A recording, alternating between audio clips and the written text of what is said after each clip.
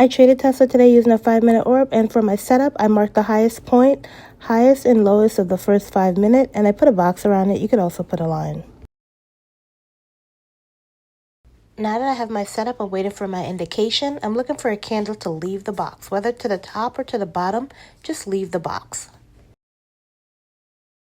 Now I'm waiting for my correction, so I'll go down to a lower time frame so I could see when the candle comes back into the box, as it can be missed. And finally, we're waiting for our continuation. We want the candle to leave the box again. Now for entry, we want to reference where the candle got to the first time it left the box on the lower time frame, because when it gets to that place again, that's where we're going to be entering. Now that we've entered, we go back to our bias chart, which is a 5-minute chart, and we get ready for that momentum. The momentum is going to take us all the way to the top, in this case, until we see our first double top. Once we see our first double top, that's when we know it's time to get out.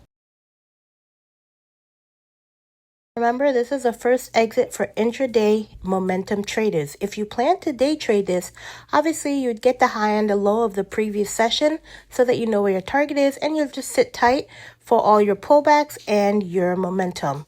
I choose not to stay around all day because I don't like to pay all those Greeks, so I get out when the momentum ends. If you want to wait for the pullback and get back in when the momentum starts again, you could do that, but I'm more than happy to just get out of the market with the first momentum.